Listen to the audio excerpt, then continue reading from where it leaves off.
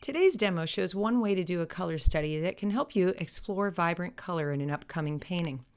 What you see here is a 2-hour painting session that's time-lapsed down to only about 15 minutes, so you can get all the value without having to sit through a long demo. What you see is I'm beginning with cerulean blue for what's called a block-in. In the block-in, I'm capturing major shapes and sizes of objects and also their placement where I want them in the scene. This is really not about the drawing, so notice it's very simple. I'm not worrying if my plumb lines or my crosshairs are perfect. Instead, I'm really just getting major placement, identifying a lit side and a shade side of each object, and putting in shadows as needed. The next step is to use the palette knife to apply the pigments pure straight off of the palette. Notice nothing is being mixed here. This can be a challenge because what's inside that bowl, for example, might not be blue at all. I might later determine that it's purple, and in this case, I discovered that it was actually kind of a red-gray. But I start with whatever color I believe I see and use the closest color that I can find out of those that are on the palette. The colors on my palette today were quinacridone magenta, cadmium red bright, cadmium orange, cadmium yellow lemon, phthalo turquoise, cerulean blue, which was the color that we started with, and finally ultramarine blue. What you're about to see now is moving from those pure colors directly off the palette to colors where I have either mixed in white or in some cases a second color to knock down the intensity. I could have started with bright color, but sometimes I get a little impatient and I want to jump ahead, or sometimes I'm just very confident about where I'm going. Nonetheless, there are a couple of things worth noting here. Notice that each of these colors is kept relatively separate from the other colors near it. This helps me mentally to keep those sections separated, and I'll work into them later. It also helps me avoid the temptation to blend. There's nothing wrong with blending, but at this stage, the goal is to really study those different sections and not worry about the transition areas between the lit and the shade.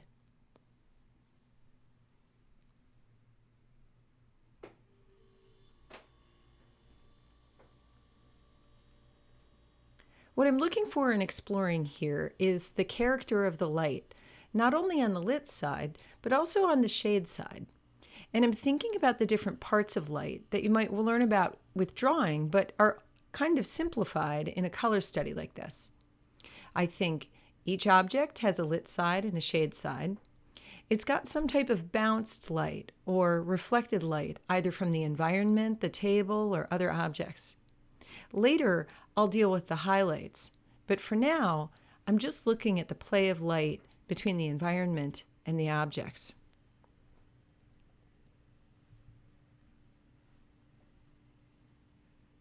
As the demonstration progresses, you'll start to notice that I'm putting in that orange on the top of the lemon, little bits of green, and I'm slightly shifting those tones as I add them.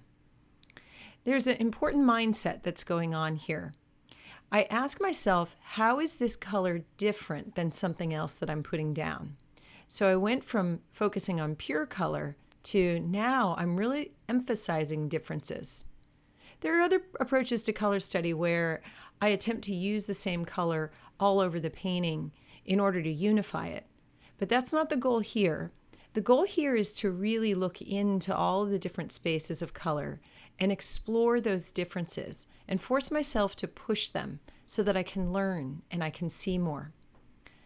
I tend to see more and more as I'm painting, which is my hope for you in this type of color study, and that's where the word study comes from.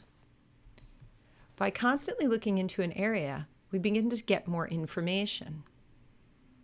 So as we progress, for example, on the side of the bowl here, we've got that very bluish turquoise, and I've just added a little bit more of a greenish turquoise because I'm starting to see it there. Later, you'll notice that I start to add reds and yellows and greens on the shadow side of each of the objects because I'm starting to see more than I saw initially. One little habit that can really help when you get to that point where you're adding color like that purple and that green that I'm adding there on the side of the bowl is to leave it there. You may be tempted when you first put that green down to say, oh, that's not right. So maybe I should take it out or blend something into it or try to correct it. But we can create some beautiful broken color if we just leave that color there. And then as we see additional colors, we weave it over or put it next to it, called juxtaposition. That allows the viewer's eye to combine the colors. And what's interesting about that is often that's really what's happening in real life. There are a lot of colors reflecting around an environment. And by putting them next to each other and leaving them in there, the eye is mixing them together on the painting in the same way that the eye would mix them together in real life, which is why it's one of those challenges that we have as an artist looking at an object to sometimes understand what is it exactly that we're seeing. I also may begin to challenge myself to put in colors that I can barely tell are there. You'll see on this little egg that I'm working on that I add a pink highlight. And in this case here, notice that terminator area where the brushstrokes are going right now is a little too dark. But what I'm really doing is exploring, instead of value, is this green? Is it purple? Is it yellow? Is it orange, blue, red, pink? And as you're exploring, again, leave the previous color there and keep working it until you figure out what makes sense. By the time you're done, there will be some final conclusions that sit with you for the real painting. But you may also discover some interesting combinations that create that vibrancy, which brings us really to the point of this demonstration. Doing these color studies gives you new and creative ways to add vibrancy to your paintings. And certainly starting with that pure color underneath sort of forces the issue of creating intense color. Which brings us to the next point, which is how much do I exaggerate versus making it really accurate? Some might argue, well, you want to make the image as accurate as possible. And to some extent, that's true. But as artists, we have this privilege of sharing the beauty that we're discovering and almost a responsibility to do so. So if you were to look at a source image taken with a camera of this scene, you wouldn't see as much color as you would see in the painting. So admittedly, that means that I'm maybe exaggerating, or a word that I like to use is I'm magnifying. I'm basically bringing it into focus so that people can see what I see having spent 2 hours looking at it. But the viewer can see it almost immediately. They can see all of those different colors flickering forward.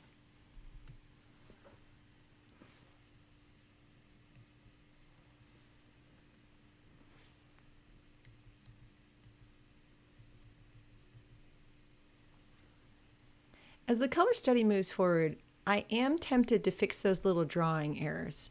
You don't have to do that, by the way. A color study is really about the color, so don't get stressed about the drawing. That's actually a distraction from the key point of what we're doing here. I do tend to fix a few drawing errors if they are distracting to me and I'm thinking about them rather than color. And in this case, frankly, I'm an art teacher, so a little part of me didn't want to be embarrassed by all the little drawing errors that I'm leaving behind. It's a silly self-consciousness, but it's the truth. So here again, look at what's happening on the left side of the lemon. There's some turquoise from that egg and from the environment that's bouncing onto the lemon. And I'm asking myself, well, how turquoise or blue or yellow is it? And I even see something in there that looks like it's pink. Does it look pink in comparison to the green or the turquoise? Or is it actually some pink bouncing off of a light in the room? So I may put in pink or yellow or white and other colors in order to explore that until it makes sense.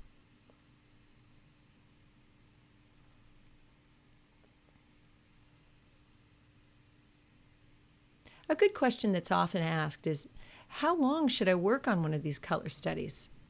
And the answer really rests with you. I think of it two ways. One, is it's a color study. So keep working on it as long as you need to learn what you want to learn.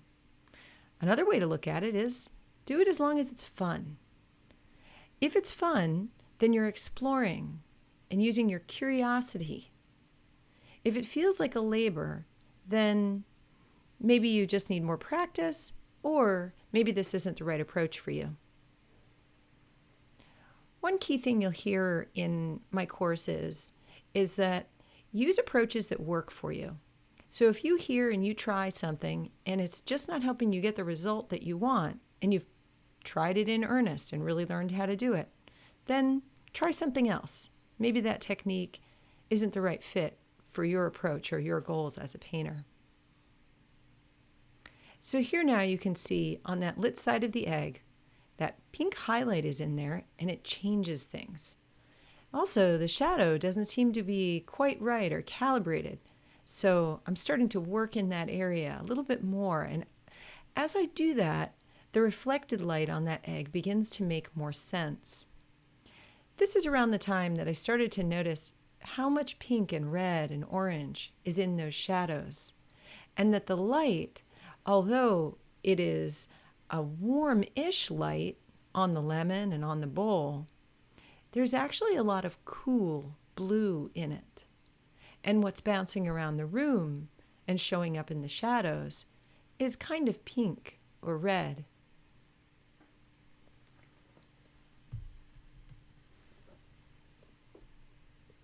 The key there is to let go of initial ideas, not feel like you have to follow any rules. There are plenty of other ways to do color studies. This is just one of them. But in this case, we're working intuitively. We're working intuitively and looking at what we see.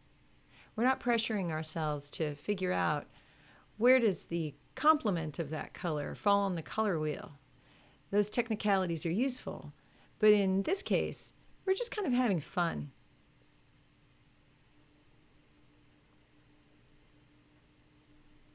The technique that you're seeing here is a derivative of a technique that's been passed down through Impressionists through the ages.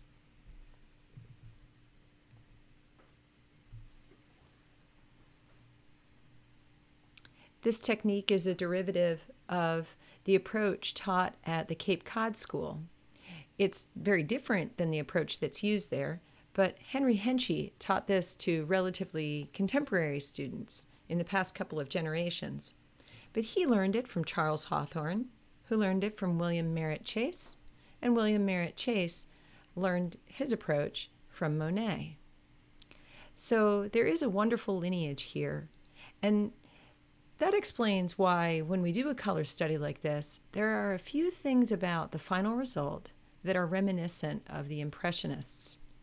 Not that this is a distinctly Impressionist approach, but that it really is about the exploration and intuitive exploration of what we see in the lit and the shadow areas and how the colors play against each other. You may have noticed when hearing the palette colors that there was no black. That's not because there's anything wrong with black per se. It's because I wanted to work with as few colors as possible, because that gives the artist confidence to move and shift colors around, while at the same time not focusing on tone and drawing, but truly on color. So for that reason, I removed anything that would cause me to be tempted to use something to darken other colors. Typically when choosing pigments for this type of color study, I'll select 2 reds, 2 yellows, and 2 blues.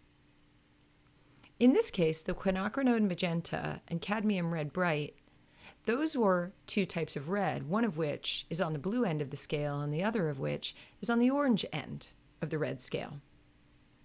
Now, instead of using cadmium yellow medium, I chose cadmium orange, and that was an intuitive decision because I felt like I would need that straight cadmium orange on the other side of the marble. But I also knew that a really warm or reddish yellow leans towards cadmium orange anyway. So my two yellows technically were cadmium orange and cadmium yellow lemon. Sometimes I'll substitute Hansa yellow or Azo yellow if I'm looking for something that's a little more transparent. Then, in this case, I chose 3 blues, one of which was phthalo turquoise, another of which was cerulean.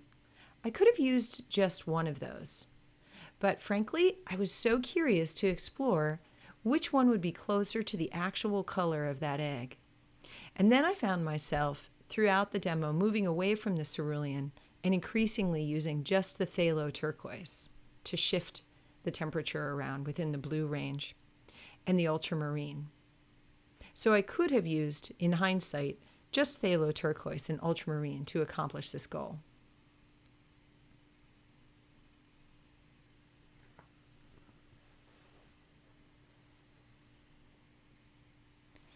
Another important mindset that helps an artist with this particular approach to color study is to have confidence that no matter what you put down, you can fix it later. It's just paint. You can use a cloth or a palette knife to rub it off, or you can add more paint on top of it later. Or, because we're putting on so much paint, we can easily mix other paint into it, just more so than we've already put down. So have some confidence that you can fix anything that you put down. And even if you make a mistake, well, that's part of color studies, to figure out, oh, that color maybe wasn't actually in that area. So what do I need to put next to it to dull that down or to make it look more like what I really see?